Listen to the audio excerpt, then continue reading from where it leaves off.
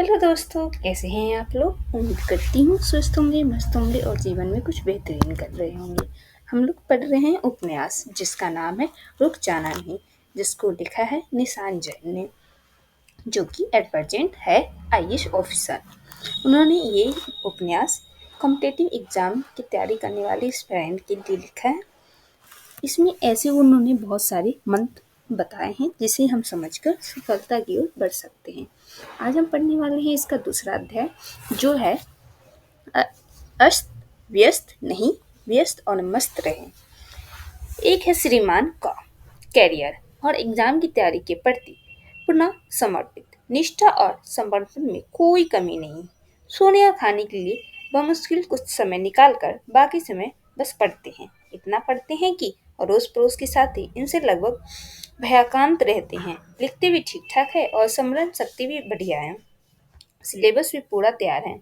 इनके रूम पर इतनी किताबें और नोट्स का अंबार है कि आप देखने मात्र से ही तनाव में आ जाए। पर आश्चर्यजनक रूप से पिछले काफी समय से इन्हें परीक्षा में अपेक्षित सफलता नहीं मिल पा रही है। नतीजा हर बार वही, सिफर।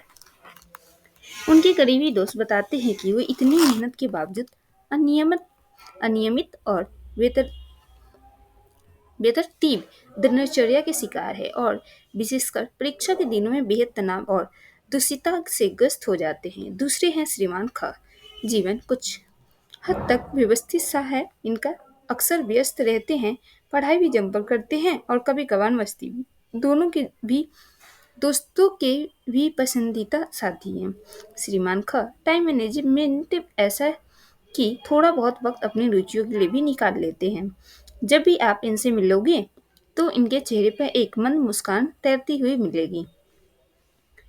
परीक्षा के दिनों में अतिरिक्त तनाव इनके लिए अजीब सी बात है और ये जनाब अपने चिरपरिचित शांत स्वभाव को परीक्षाओं में भी कायम रखते हैं। इनके बारे में एक और दिलचस्प बात यह है कि जितना इनपुट ये देते हैं उससे ज़्यादा इनका आउटपुट रहता है।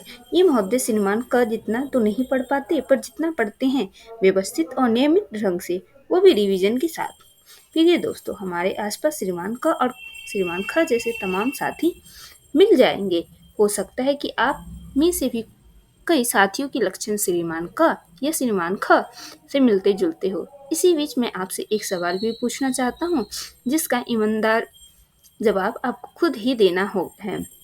क्या आपके साथ भी ऐसी ही समस्या है कि आप मेहनत तो खूब करते हैं पर नतीजे नहीं मिल पाते? तैयारी भरपूर है पर इतनी अव्यवस्थित है कि आपको खुद नहीं मालूम कि मैंने फला टॉपिक कितनी किताबों से या किन किन स्रोतों से पढ़ा है। क्या आपको कभी कभी ऐसा लगता है, मेरा अमुक साथी जो मुझसे कम पढ़ता था वो परीक्षा में सफल कैसे हो गया, या मैंने जिसे पढ़ाया वही मुझे पीछे छोड़कर खुद चयनित हो गया? क्या आपको ऐसा लगता है कि जितनी पढ़ाई मैंने की उसके अनुरूप मुझे कभी परिणाम मिला ही नहीं, या फिर यह महसूस हुआ हो कि मेरे तैयारी में ऐसी कौन सी कमी है कि सफलता मेरे पास आकर भी दूर छिटक जाती है?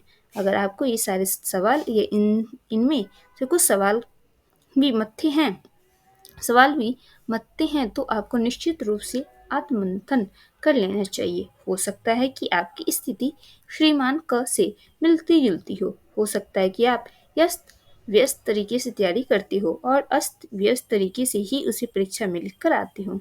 साथियों, आप यह बात समझ रहे होंगे कि दरअसल हमें श्रीमान क से श्रीमान ख तक की यात्रा तय करनी है। सफलता की राह को जटिल न बनाकर उसे सरल और सहज बनाते हुए सफलता की संभावना को बढ़ाना है और आगे बढ़ते जाना है। आपने समझा कि व्यस्त व्यस्त तरीके से पढ़ाई और तैयारी की क्या क्या साइड इफेक्ट होते हैं, जबकि हमारे ही बीच कुछ साथी व्यस्त और मस्त रहकर अपेक्षाकृत कम तैयारी के बावजूद बेहतर नतीजे हासिल कर लेते हैं। आइए चर्चा करते हैं कि ऐसा क्यों होता है। दरअसल व्यस्त रहना एक बात है और अस्त व्यस्त रहना दूसरी बात। सफल होने और साथ ही खुश रहने के लिए व्यस्त रहना निश्चित ही जरूरी है, पर व्यस्त अस्त व्यस्त तरीके से व्यस्त रहना कतई जरूरी नहीं है। इसके बजाय मस्त रहते हुए व्यस्त रहना कई गुना बेहतर है।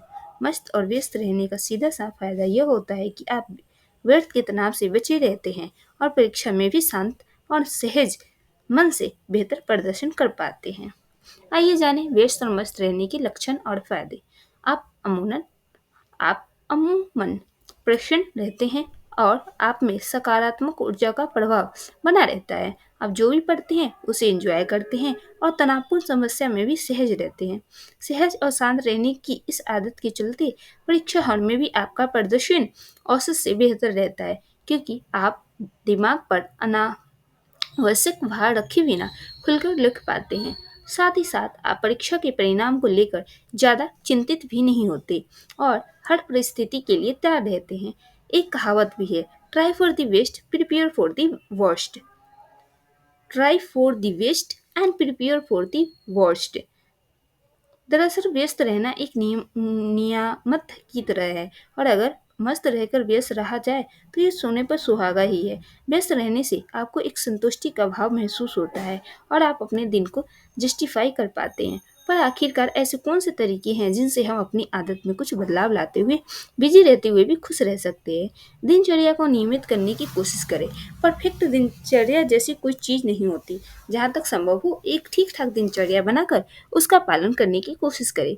व्यस्त व्यस्त और अव्यवस्थित रहने की आदत से धीरे धीरे छुटकारा पाएं। जैसे कि आप स्टडी का एक शेड्यूल बना लें जिसमें पढ़ाई के साथ साथ अभ्यास, रिवीजन और लेखन का भी समुचित स्थान हो। अपनी स्वतंत्र और सहजता को बनाए रखें। अपने शौक एवं रुचियों और फिटनेस एवं हाइजीन का भी ख्याल रखें।